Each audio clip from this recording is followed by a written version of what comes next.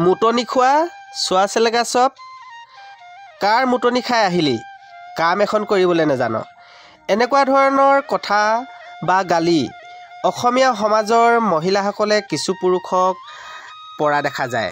কোন ৰূপৱতী দেখিলিহে চাই চাই থাকোঁতে ঘৰলৈ আহিবলৈ নজনা হলি। এনেকুৱা ধৰণৰ গালি আপোনালোকে শুনিছেনে? মই কিন্তু বহুত শুনিছোঁ। এনেকুৱা ধৰণৰ গালি কোনবিলাক পুৰুষে খাবলগীয়া হয় বা শুনিবলগীয়া হয়?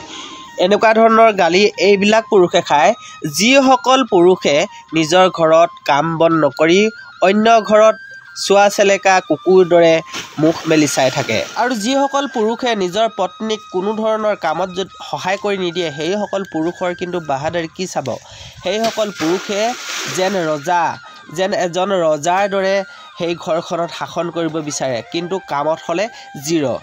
আজি মাইনা আৰু মই মিলিজুলি আমাৰ কাটি নিয়লি ধানৰ কঠীয়াখিনি পানীত পেলালোঁ।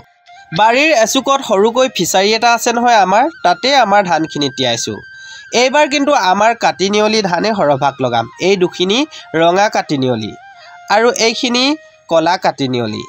এইখিনি আঠা, বহুত আঠা খাবৰ কাৰণে। আৰু এফালে এইখিনি খামটিহালি দুটিং আৰু ক'লা কাটি নিয়লি দুটিং আৰু 6 টিং ৰঙা কাটি নিয়লি। আমি এইবছৰ মুঠতে 10 টিং কঠীয়া আমি পাৰিব লাগিব। তাৰে 8 টিং কঠীয়া হৈছে কাটি নিয়লি মানে কাতি মাহত দোৱা ধান আৰু 2 টিং হৈছে শালি ধান। সেই শালি ধান 2 টিং হৈছে খামটিলাহী। খেতিয়ে হৈছে খেতিয়কৰ প্ৰাণ।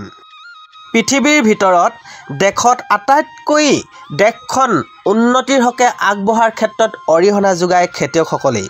খেতিয়কৰ অবিহনে এখন দেশ উন্নতি হোৱাটো একেবাৰে অসম্ভৱ। খেতিয়কসকলে উৎপাদন কৰা শস্যৰ ওপৰত নিৰ্ভৰ কৰিয়ে যিকোনো এখন দেশৰ পুঁজিপতিসকলে সেই আহাৰ গ্ৰহণ কৰি নিজৰ আধিপত্য বিস্তাৰ কৰিবলৈ সক্ষম হৈছে। এই দিশৰ ফালৰ পৰা চাবলৈ গ'লে যিকোনো এখন দেশৰ খেতিয়কসকল হৈছে সেই দেশখনৰ ভগৱান।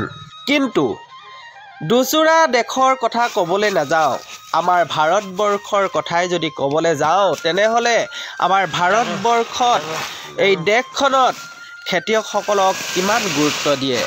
আমাৰ ভাৰতবৰ্ষৰ দেশখনৰ কৃষক বা খেতিয়কসকলৰ সন্মান আছে জানো?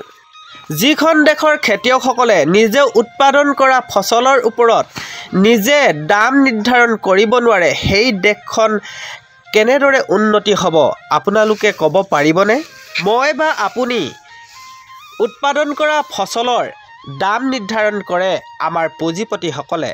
এনেধৰণৰ শাসন ব্যৱস্থাত কেতিয়াও আমাৰ খেতিয়কসকলে সন্মান নাপায় আৰু ভৱিষ্যতলৈও উন্নতি কৰিব নোৱাৰে।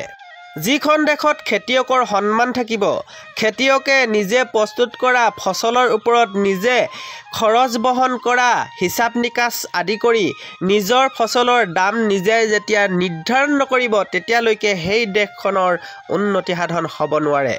টকাই মানুহৰ প্ৰাণ বচাই সঁচা, কিন্তু যিখন দেশত খেতিয়ক নাথাকিব, যিখন দেশত খেতিয়কে ফচল উৎপাদন নকৰিব সেই দেশখনত যিমান হাজাৰ টকা থাকিলেও কিন্তু সম্পূৰ্ণ যে মিছা সেই কথাটো খাটাং। গতিকে মই এই ভিডিঅ'টোৰ পৰা আপোনালোকক ক'ব বিচাৰিছোঁ যে আমাৰ ভাৰতবৰ্ষখনত খেতিয়কক সন্মান দিয়ক। খেতিয়কে নিজে প্ৰস্তুত কৰা ফচলৰ ওপৰত দাম নিৰ্ধাৰণ কৰিবলৈ সুবিধাকণ